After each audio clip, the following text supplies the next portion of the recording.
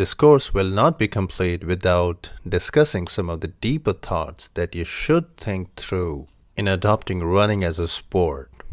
We will discuss these in the form of the following questions. What am I running for? How can I center the mind? Am I psychologically prepared to run? Am I prepared for environmental adversity? How will I approach a race? We will look at these questions in detail now. The biggest mistake one can make is to convert the simple act of running into yet another competition. A lot of people who get hooked onto running as a fitness activity start measuring their progress against a certain time or a certain distance. It is just a matter of time before one starts plateauing in terms of improvement, which eventually leads to frustration. When you're in the middle of a long run and begin to lose steam, make small targets, say 1K over 10 minutes at a time.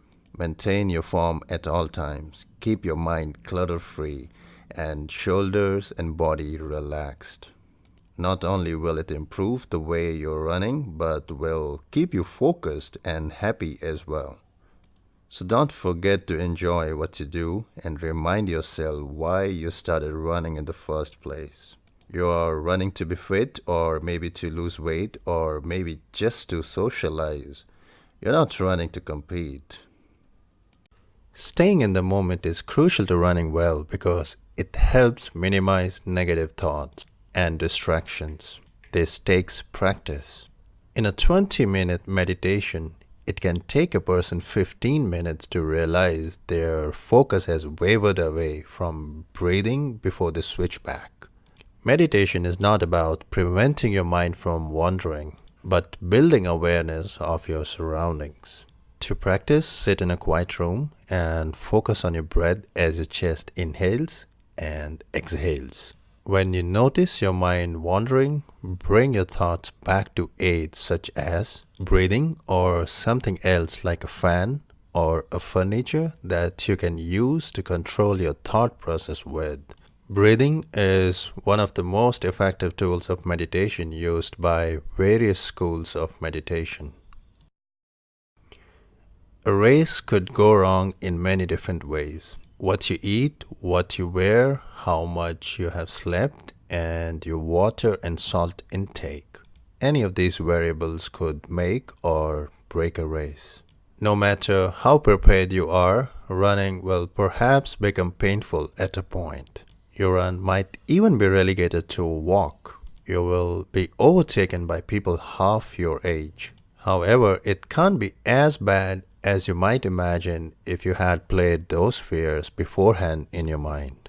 Therefore, with careful training of the mind, you can minimize the surprise. During your training, there will be some extremely tough days. There will be rain, sun, and thunderstorms. There will be days when you can't pull yourself out of the bed due to a delayed office schedule. However, if you train your brain to run in sunny, windy, and snowy conditions, you help your brain adapt to these unique situations. Also train your body to run without or less food and water.